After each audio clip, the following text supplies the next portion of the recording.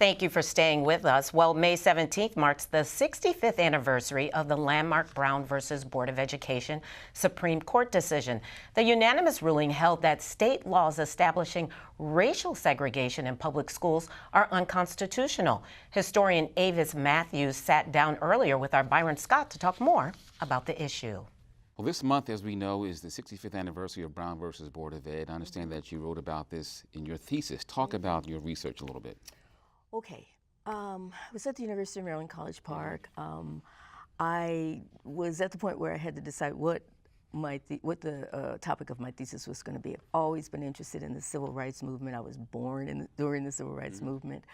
When I got out of college, I just read a lot about the civil rights movement just on my own. So when it came time for me to write history, I knew that I wanted to write something out of that era, and of course, you know, I had to do something original, something that had not already been studied. I grew up in Prince George's County. I attended public schools in Prince George's County, and I attended public schools during the busing era and before the busing era. So I really wanted to look at, I thought that the narrative of desegregation in Prince George's County was narrow. It was limited. Whenever we talked about desegregation, we started talking about busing.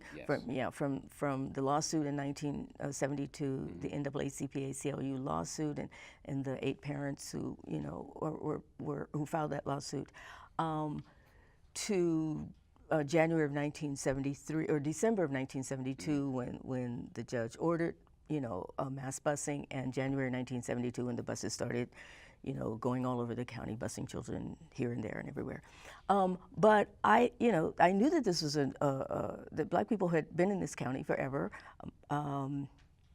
had established communities, independent communities right after slavery, had opened schools right after slavery. My parents and my family members had graduated, had attended school in the county. So I thought that Black people's reaction to Brown was worth looking into, but going back to 54, not starting 18 years later. And that kind of brings me to my next question, because you're giving a presentation this weekend at Oxon Hill Library, and you're talking about these particular issues. Talk about what you found out. You went back pre-73. I went back to 1954 to look at how African Americans in Prince George's County responded to the Supreme Court decision. And what I found was that they were optimistic about Brown. Of course, it was a victory for Black America. It overturned what I used to tell my students was the worst, Supreme Court decision, Plessy versus Ferguson. It overturned that. It said, separate but equal was not lawful. So as I began to question how African Americans in the county reacted to that decision, what I found was that they were excited about it. The historian Benjamin Mays said that after Brown, Black people literally danced in the streets, but there was also some reservation. It struck me when I was doing my background reading, I hadn't thought about this before, that Emmett Till was murdered in 55.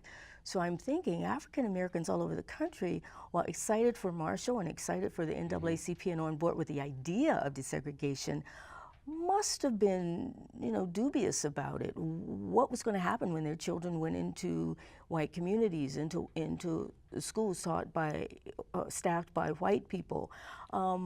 Black schools had nurtured children, had engendered them with cultural awareness. So I began to investigate that.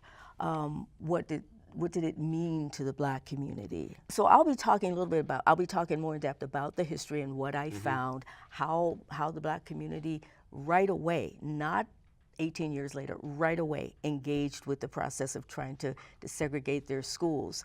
And in the process, they also became very protective of their own schools. But your program is Saturday. What time is it? It's Saturday at the Oxon Hill Branch Library. We start at 11 o'clock.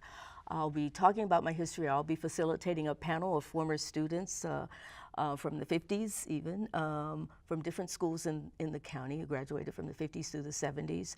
And then in the afternoon, do you want me to go on? So Alvin Thornton, who's now, again, chair of the county school board. Alvin Thornton is going to talk about policy surrounding Brown. Will be held this Saturday, May 11th at Oxon Hill Library. The address is 6200 Oxon Hill Road in Oxon Hill. Dr. Matthews presents at 11 a.m. and Dr. Thornton goes on at 1:30 p.m.